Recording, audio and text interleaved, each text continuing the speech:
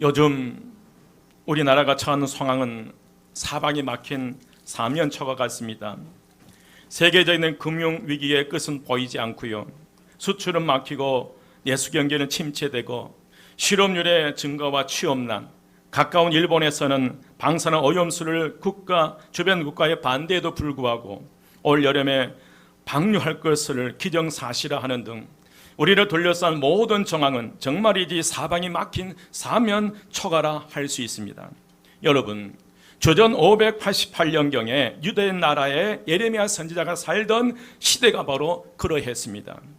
당시 예레미야의 조국 유다의 운명은 결정적으로 서서히 기울어가고 있었습니다. 수도 예루살렘은 바벨론 군대에 포위되어 있었고요. 설상가상으로 선지자 자신은 조국의 운명을 예언하다가 왕실의 감옥에 갇히게 됩니다. 예레미야 32장 2절 말씀에 보면 그때의 바벨론 군대는 예루살렘을 에워싸고 선지자 예레미야는 유다의 왕의 궁중에 있는 시대들에 갇혔으나 그랬습니다. 예레미야는 시대들에 갇혀 심한 무력감을 느끼고 이제는 아무것도 할 수 없는 그런 절망감에 사로잡혀 있었습니다. 그런데 여러분, 이 예레미야 선지자가 시대들의 감옥에 갇힌 이유가 있습니다. 당시 유대 왕 시드기야 10년에 바벨론 왕 르부갓네살 왕이 대군을 이끌고 유다를 침략해 와서 예루살렘 성을 완전히 포위할 때 그때 선지자 예레미야가 예언했던 말씀입니다. 유대 나라의 범죄 때문에 하나님이 결코 도와주지 않으므로 유다는 멸망할 것이고 또 시드기야 왕은 포로가 될 것이다. 바벨론과 싸울지라도 승리하지 못하니라 하면서 왕과 백성들은 속히 회개하고 하나님 앞으로 돌아오라고 촉구하고 있습니다. 왕이 포로가 되고 유다는 멸망한다는 예레미야의 말에 왕은 심히 불쾌했습니다. 분노가 치밀은 이 시드기야 왕은 예레미야를 국가방역죄로 당장 체포하여서 시대들의 감옥에 집어넣으라고 명령하였습니다.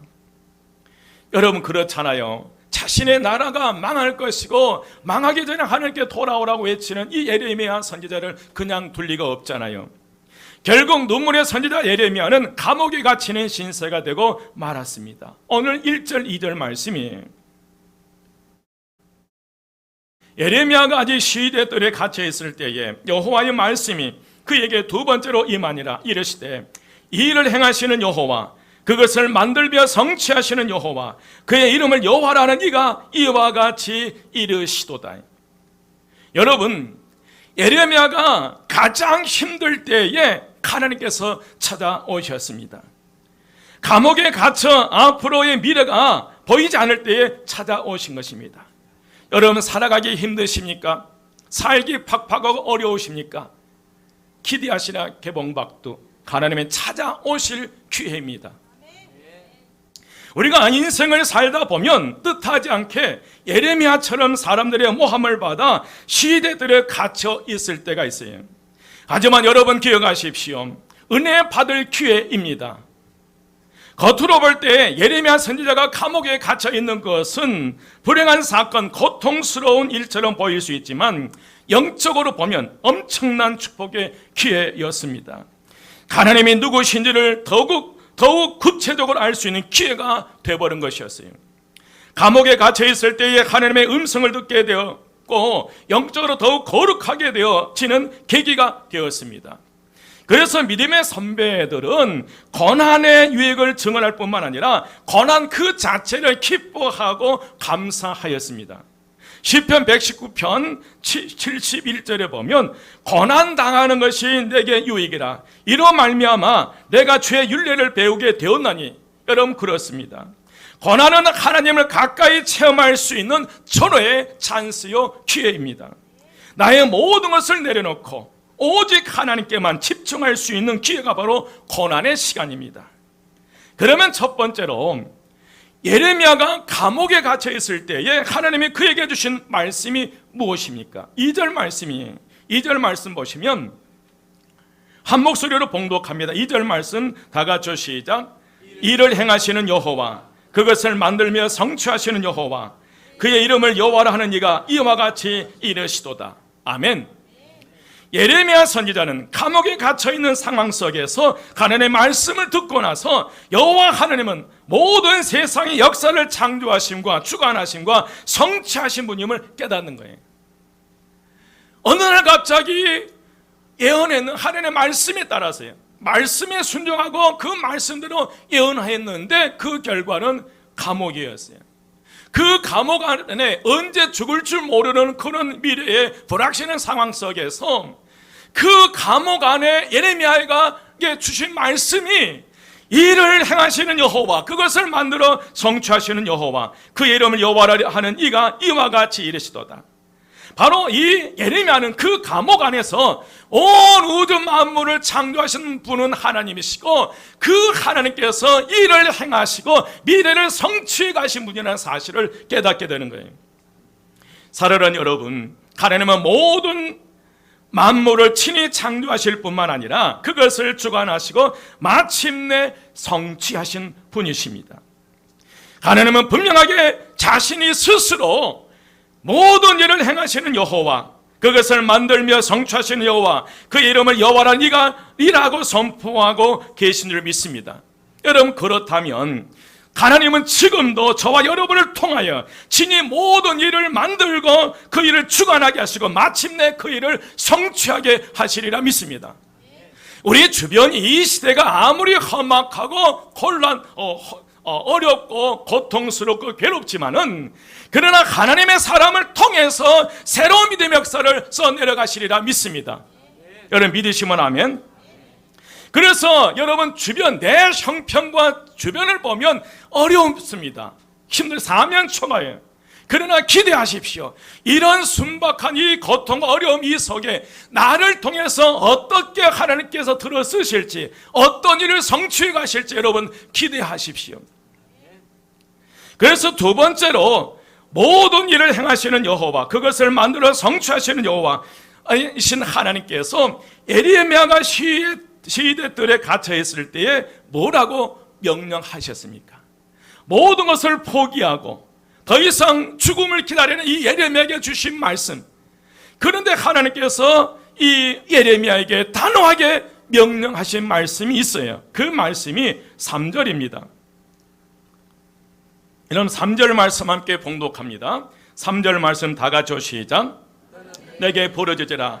내가 내게 응답하겠고 내가 알지 못하는 그거 은밀한 일을 내게 보이리라. 아멘.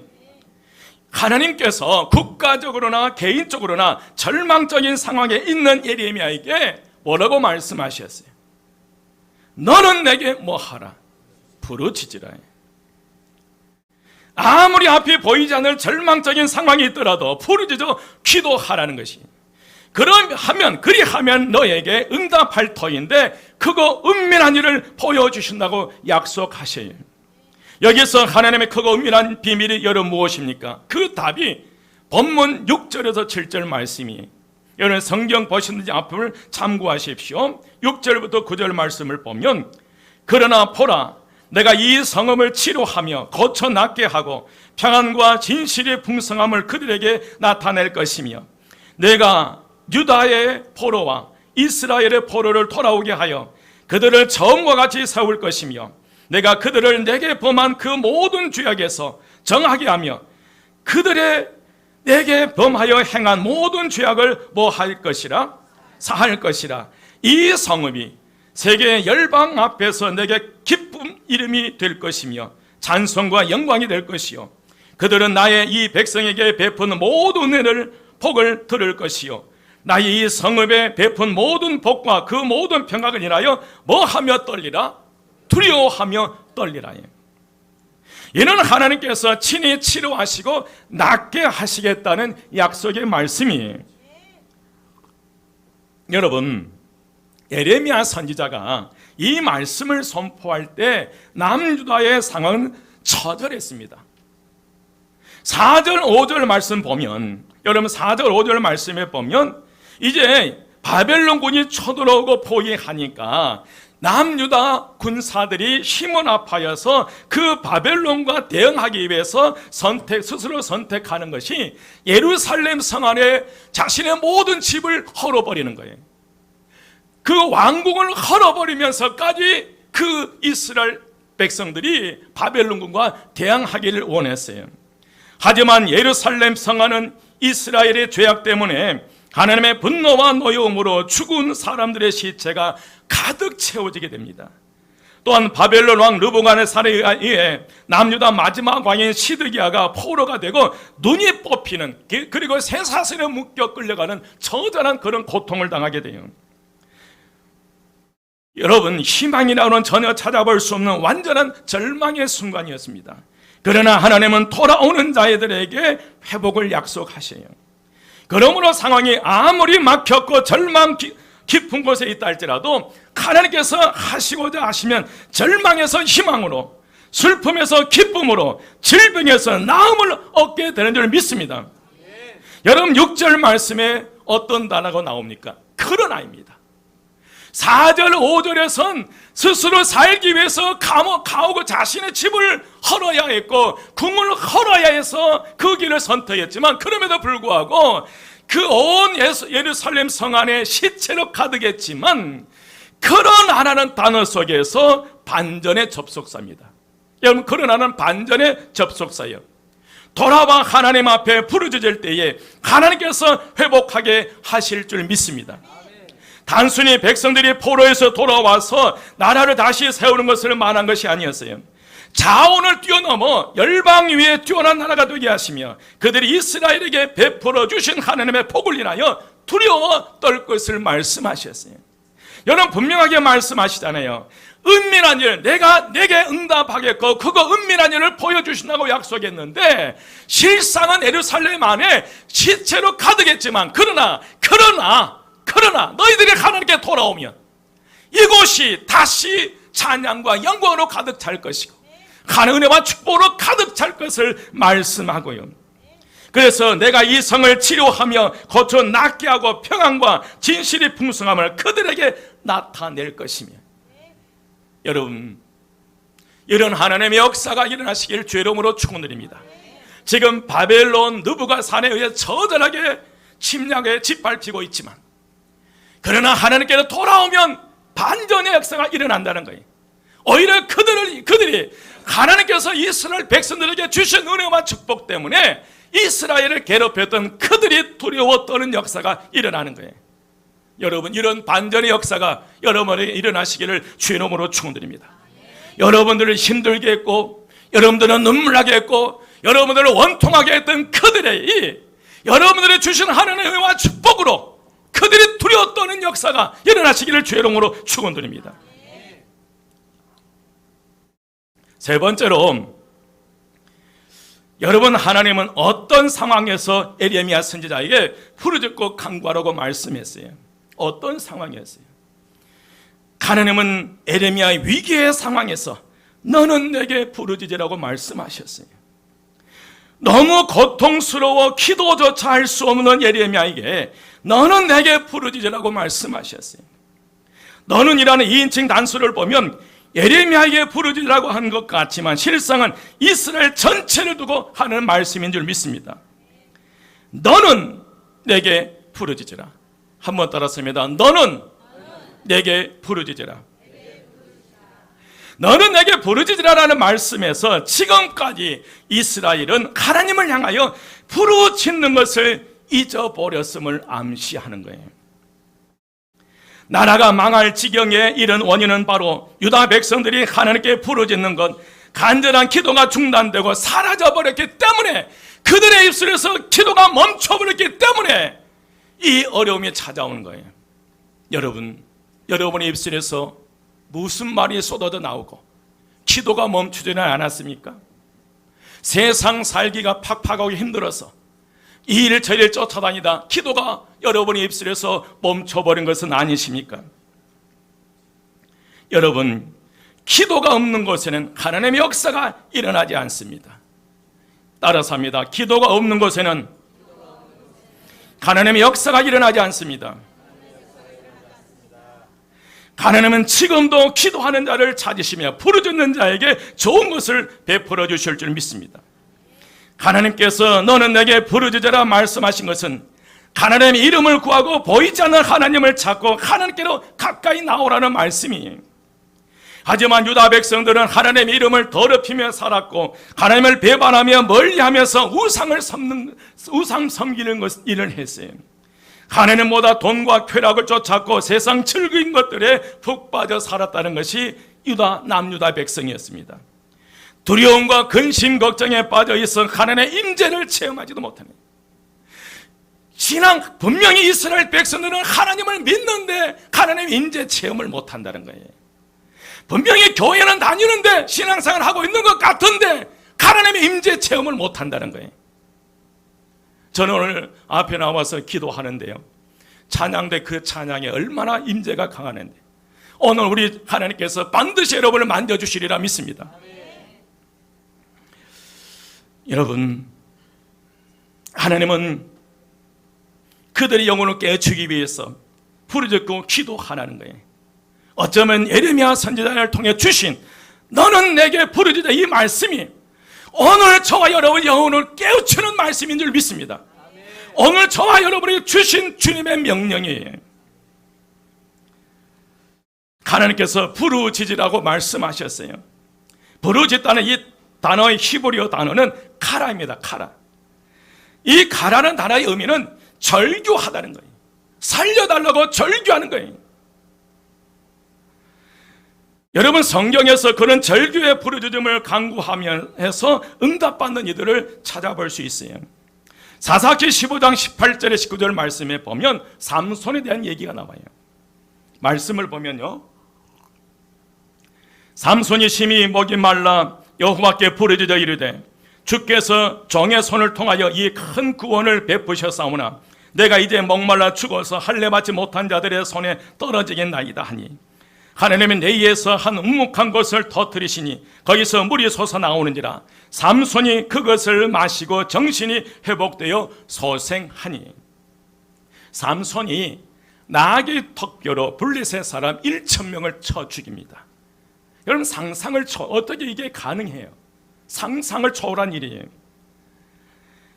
그런데 1,000명을 쳐 죽이고 나면 심한 갈증을 느끼면서 물을 달라고 하나님께 호소하는 그런 말씀이, 삼손이 비록 나귀 턱뼈로 1,000명을 쳐 죽었다 한들 죽음 앞에서 무슨 의미가 있겠어요? 여러분, 지금 여러분이 살아오면서 엄청난 업적을 쌓아놨다 할지라도 내가 죽음 앞에서 그런 과거의 업적들이 무슨 의미가 있어요? 물 한 방울이 없어서 죽음 앞에서 무력하게 주저앉을 수밖에 없는 나약한 존재, 그게 오늘 저와 여러분이라는 거예요. 하지만 하나님께서 삼손의 부르짖음을 들으셨습니다. 그리고 하나님 움묵한 것을 터뜨려 물이 솟아나게 하시고 살게 응답해 주신 줄 믿습니다. 엔나꼴에 부르짖는 자의 셈이에요. 여러분, 부르짖을 때의 셈은 터지게 되어 있습니다. 여러분, 부르짖을 때 여러분은 가정의 셈이 터집니다. 부르짖을 때 여러분의 인생의 셈에 생수가 터지는 역사가 일어나리라 믿습니다. 사무엘상 1장에서는 에브라임 사람 엘가나와 두 아내 한나와 브니나에 대한 얘기가 나와요. 한나는 하나님께서 아이를 잉태하지 못하게 해서 임신을 하지 못합니다. 그래서 둘째 부인, 이 브니나가 그를 괴롭히기 시작해요. 한나가 너무 괴로워서 실로에 있는 제단에서 오랫동안 부르짖고 기도하고 있었습니다. 마지막에는 아들을 주시면 그 아들을 평생 하나님께 바치겠다는 소원기도까지 해요. 하나님의 이 한나의 간절한 부르짖음의 기도의 모습을 보던 엘리 제사장은 술에 취했다고 꾸짖습니다. 언제까지 술에 취해 살겠냐? 그때 한나가 엘리 제사장에게 자신의 심정과 절규하는 기도에 대해서 이렇게 말합니다. 사무엘상 1장 15, 16절이에요. 한나가 대답하여 이르되 내 주여 그렇지 아니하니이다. 나는 마음에 슬픈 여자라. 포도주나 독주를 마시는 것이 아니요 여호와 앞에 내 심정을 통한한 것뿐이오니 당신의 여정을 악한 여자로 여기지 마옵소서. 내가 지금까지 말한 것은 나의 온통함과 격분됨이 많기 때문입니다. 한나는 자녀를 잉태하지 못한 일로 마음이 슬퍼서 그 심정을 하나님께 간절히 호소하고 토해냈던 것입니다. 여러분, 원통함과 격분된 분노는 사탄이 주는 것입니다. 우리가 기도하지 아니할 때 원통함과 격분된 분노에 사로잡혀서 우리는 이 세상 살아가요.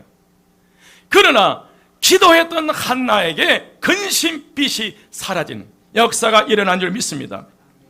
그대로 한나는 간절한 기도로 아들 사무엘을 잉태하게 되었고 그 이후 다른 자녀도 연달아 낳게 됩니다.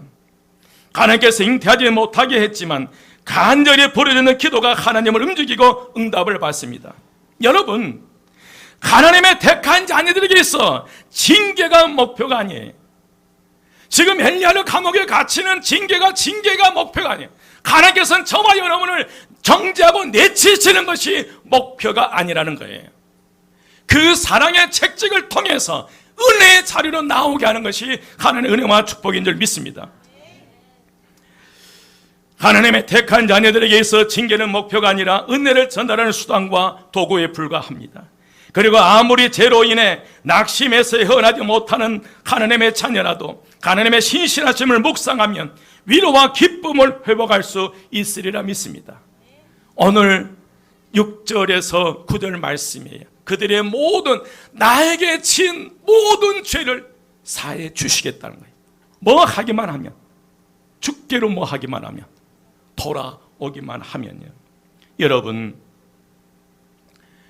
우리가 하나님께 부르짖으면 어떻게 됩니까?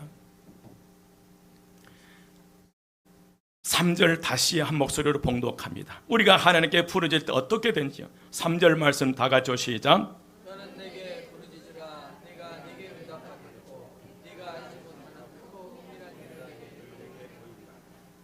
아멘. 여러분, 말씀하시잖아요. 일을 행하시는 여호와, 그것을 만들며 성취하신 여호와, 그의 이름을 여호와란 이가 말씀하시잖아요. 너는 내게 부르짖으라. 내가 내게 응답하겠고 내가 알지 못하는 그 은밀한 일을 내게 보이리라. 아멘. 신실하신 하나님은 약속대로 부르짖는 자에게 반드시 즉시 응답해 주시리라 믿습니다. 여러분, 찾아오십니다. 함께 하십니다. 부르짖기만 하면 반응하는 것이 하나님의 약속의 말씀입니다.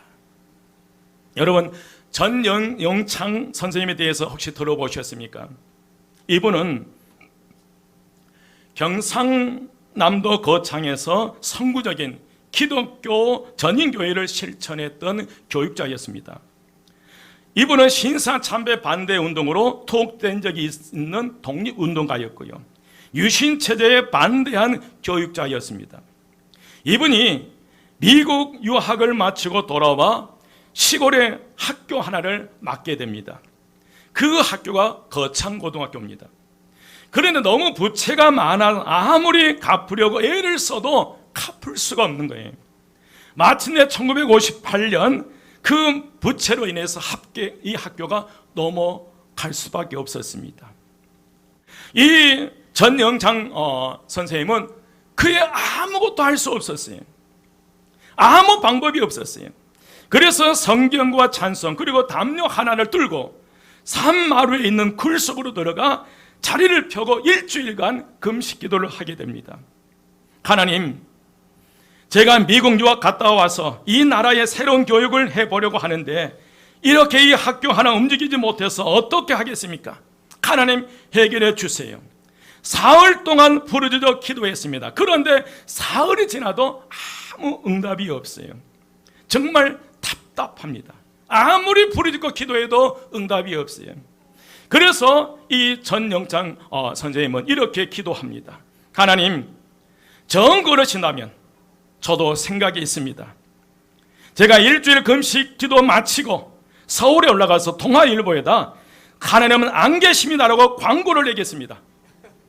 하나님을 협박하듯 때를 쓰며 기도를 하고 나왔더니 그 기도를 하니까 가슴이 뻥 뚫리더래요. 시원하고요. 그래서 찬양을 부르기 시작했습니다. 그렇게 일주일 금식 기도를 마치고 내려오니 학교로 편지 하나가 와 있었습니다. 바로 조우복이라는 미국 성도가 수표 하나를 보내왔는데 2,050불, 당시 부채를 갚을 수 있는 정확한 그런 금액이었어요. 그렇게 이제 부르짖는 기도로 응답받은 체험을 한 이 전영찬 교장은 가난한 기왕이면 이것보다는 좋은 조건이 좋아져야지요. 아직 제대로 된 강당 하나 없지 않습니까? 그리고 본관 건물이 이게 뭡니까? 하나님 도와주세요라고 또 부르짖고 기도하면서 매달리기 시작했습니다.